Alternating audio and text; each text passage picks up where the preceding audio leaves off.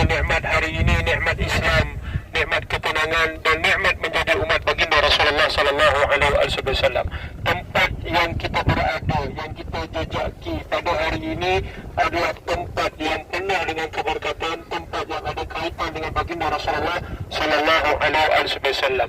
Dalam peperangan Badar, peperangan pertama dalam Islam, yang mana baginda Rasulullah sallallahu alaihi wasallam bersama dengan 303 orang para sahabat telah datang ke Badar untuk mengambil kafilah ataupun harta-harta yang milik orang Muhajirin, yang mana Sayyidina Abu Sufyan yang ketika itu belum memeluk kepada agama Islam memfitnah kepada Rasulullah SAW dengan mengatakan Rasulullah dan para sahabatnya menyerang kepada Sayyidina Abu Sufyan, sehingga mengatakan dia sembelih untuk diletakkan darah dekat baju dia, dia patah balik ke Mekah dan dia mengatakan aku diserang.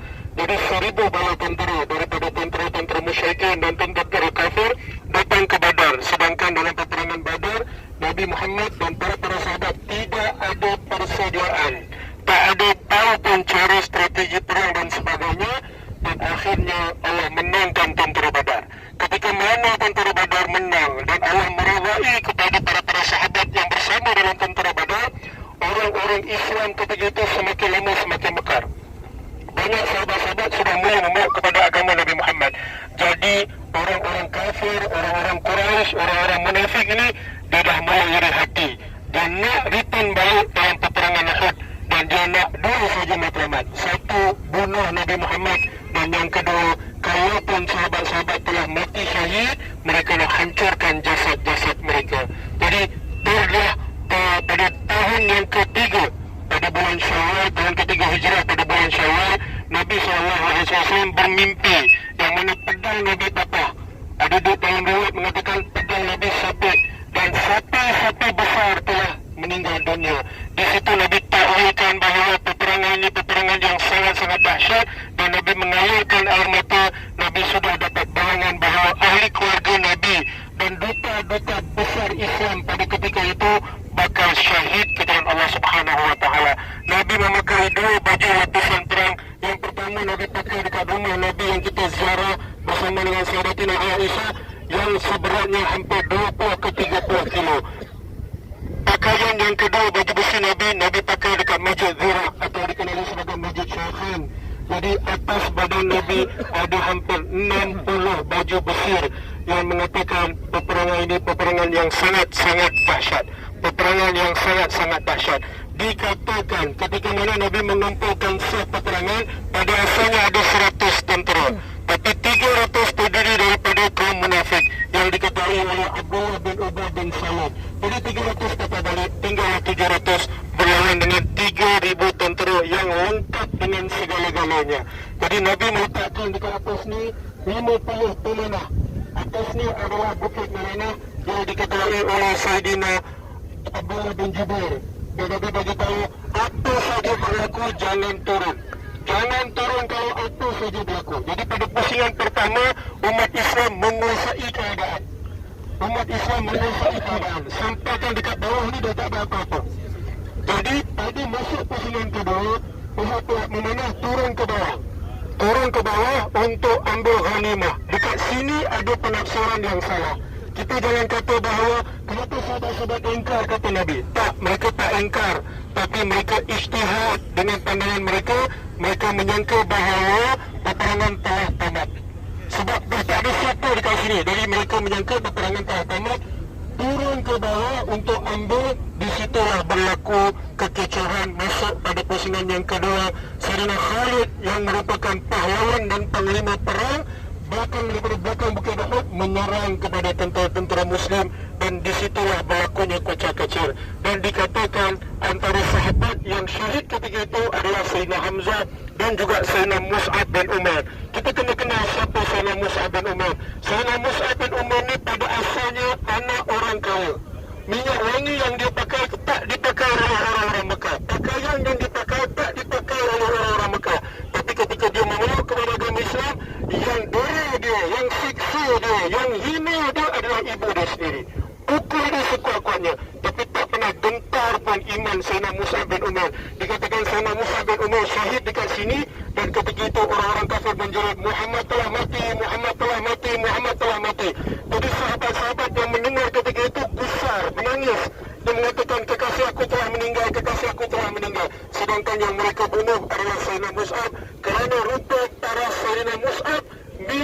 dan rupa paras baginda Rasulullah sallallahu alaihi wasallam. Dikatakan ketika mana berlakunya kekecohan, ada orang kafir telah menghentakkan topi besi Nabi dan tertusuk dua besi masuk ke dalam pipi baginda Rasulullah sallallahu alaihi wasallam yang mulia. Dan disaksikan ketika itu ialah Sayyidina Abu Ubaidah Al-Jarrah. Abu Ubaidah Al-Jarrah ketika melindungi baginda Rasulullah sallallahu alaihi wasallam, bahkan badan dia penuh dengan panah.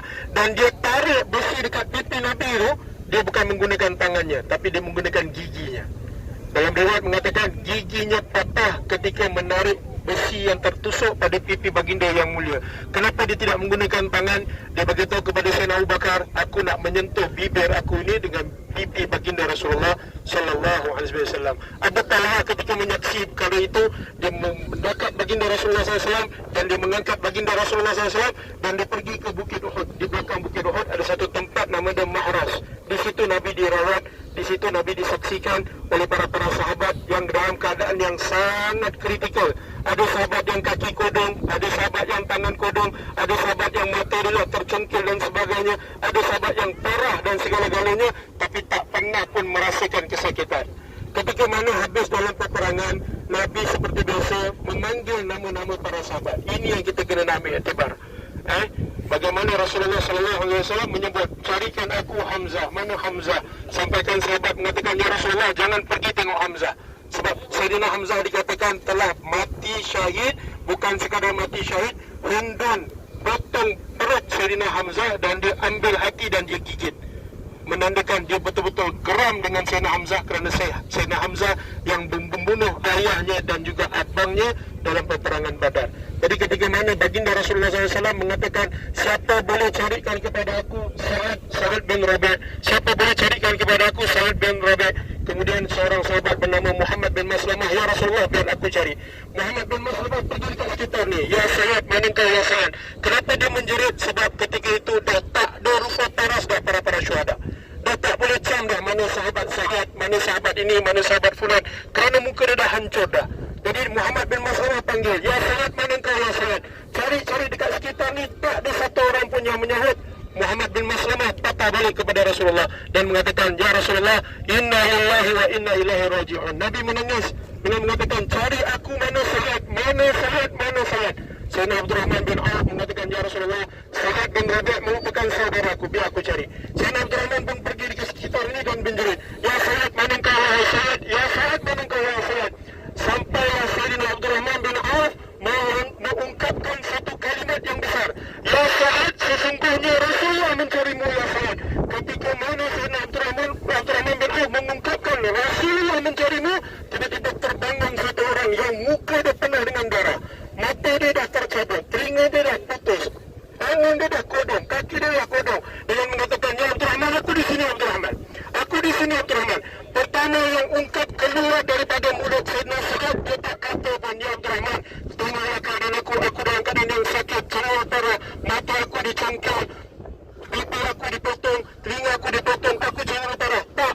Pertama yang keluar daripada mulut Sayyidina Sa'ad, ya Abdul Rahman, mafa'ala bi Rasulullah, bagaimana keadaan Rasulullah? Ya Abdul Rahman, aku wasiatkan kepada engkau, jaga Rasulullah, jaga agama, sayangi Rasulullah, jangan tinggalkan Rasulullah, bersama-sama dengan Rasulullah, jaga maruah agama, jaga panji agama, jangan jatuhkan maruah Rasulullah, sayangi Rasulullah sampai kiamat.